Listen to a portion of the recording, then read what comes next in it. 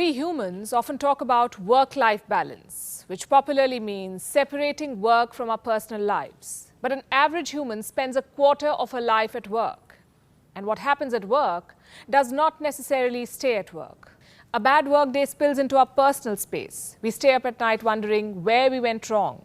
An altercation at work takes a toll on your dinner plans. We sulk and crib instead of enjoying our time out. A stern email from the boss spoils our weekend. We replay its words in our head over and over again. Now imagine what being humiliated at work or being exposed to constant negativity at work could do to our lives. Hello and welcome to Gravitas Plus. I'm Palki Sharma Upadhyay. Over the years, you and I have gone the extra mile to flush toxicity out of our lives. We exercise, we eat clean, so that our bodies can be free of toxic chemicals. We spend the extra buck on organic ingredients, so that our food can be free of toxicity. We've begun keeping those house plants, so that the air in our home can be clean. Why haven't we cleaned our workplaces too? Why haven't we flushed toxicity out of our offices?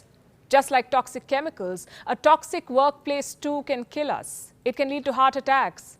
It can and does increase our blood pressure. It reduces our immunity and makes us anxious, stressed, and depressed.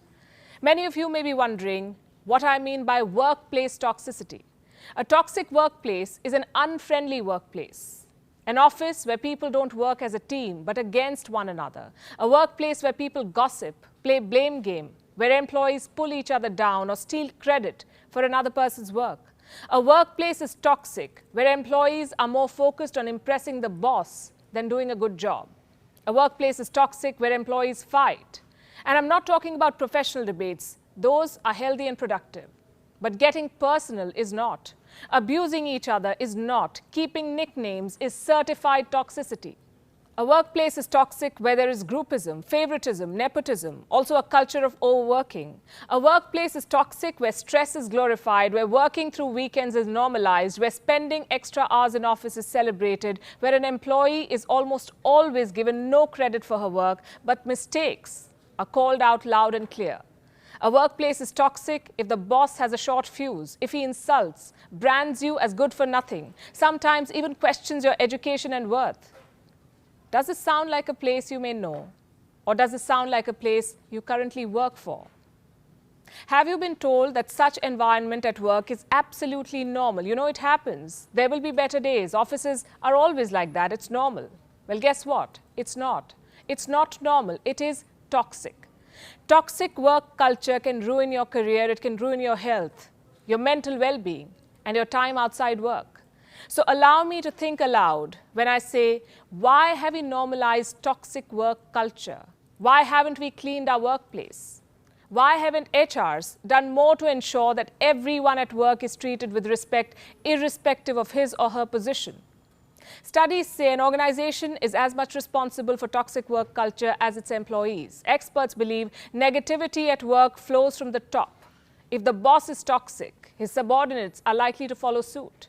If a manager abuses his authority, uses fear to maintain control, lacks empathy, humiliates people, embarrasses people, sets impossible deadlines, refuses to listen, sees constructive feedback as an attack, turns trivial things into a full-blown crisis, passes cruel comments, and gets away with all of this, then he sets the wrong example.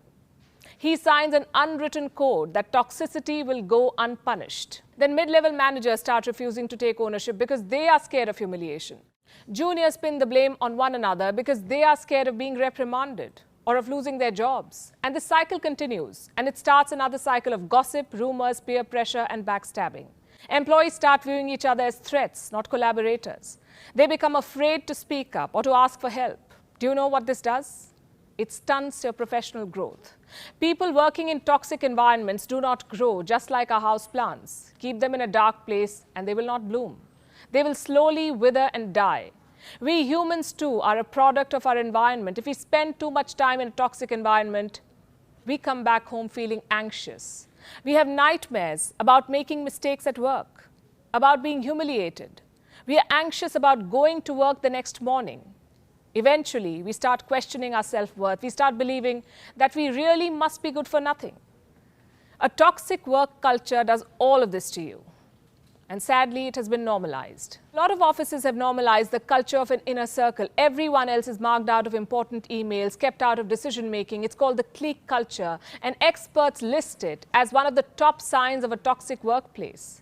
Then there are some offices where favoritism is normalized. Undeserving people are given the best of projects, rewarded more than others. For long, we have accepted this as normal. We have put up with rude managers, and here's what it has done to us. The Journal of Occupational Health Psychology says employees who had negative reactions to their bosses had high blood pressure, and it lingered well into the night. Harvard Business Review claims that toxicity at work has put people at the risk of heart attacks or other life-threatening cardiac conditions. It also reduces your immunity. And I'm not making this up. A person working in a toxic environment is more likely to be depressed, anxious, or suffering from insomnia. It also affects your social interaction because you become very negative in your outlook. It hurts your health. It also hurts your career. 78% of employees believe that toxic co-workers hit the morale of the entire team. 17% say such colleagues increase their stress and reduce their productivity. It's not like people are not aware of this. Today, everyone knows that toxicity takes a toll on an employee's mental health. But most top bosses have not done very much about it because their priority has always been deadlines and targets. How those targets are being met, that does not matter much. What employees are being subjected to, that does not matter much. Over the years, as competition grew, so did the toxic work culture. In 1998, 49% employees said that they were treated rudely at least once a month. In 2011, that number became 55%. In 2016, it was 62%. There's another word for toxicity. It's called workplace incivility. It refers to a subtle form of negative behavior, mostly characterized by rudeness or disrespect. McKinsey & Company defines it as the accumulation of thoughtless actions that leave employees feeling disrespected. It's another story that McKinsey itself is accused of harboring a toxic work environment. Look at what an employee wrote on Glassdoor. Toxic work environment, managers view employees as tools to produce client deliverables and nothing more. This is the reality of most workplaces today. In 2015, New York Times ran a lengthy piece on Amazon's toxic work culture. Let me read out some lines for you. At Amazon, workers are encouraged to tear apart one another's ideas in meetings, toil long and late, emails arrive past midnight, followed by text messages asking why they were not answered and held to standards that the company boasts are unreasonably high. The internal phone directory instructs colleagues on how to send secret feedback to one another's bosses. Employees say it is frequently used to sabotage others. Today, 75% of employees say that their work manager is the worst part of their day. 65% of American employees would rather have a new boss than a raise. Employees should take a close look at these numbers. They need to wake up to the problem of toxic work culture, and I will show you why. An unhappy workplace directly hits a company's output. Harvard Business School conducted a study. This is what they found. At least 25% of those who experienced bad behavior at work took it out on their clients. 48% employees intentionally decreased their work effort and spent less time at work. 78% employees said that their commitment to their organization had declined, and 66% said that their performance had declined. Earlier, people would stick it out, stay at toxic workplaces because there were limited opportunities and a long list of bills to pay, student loans to repay, families to feed. Today, there are more vacancies than applicants. People are quitting their jobs more than ever before. I've spoken to you about the Great Resignation. Let me now tell you what a recent survey has found. A company culture is likely to influence resignation 10.4 times more than salary. Tesla and Netflix recently saw more resignations than other companies in their respective sectors. Experts say toxicity driven by a highly competitive environment may be the reason. But how long can you stay in this competition if talented workers leave you because of workplace politics? The net output will fall. And as attrition rises, the company's reputation will also fall.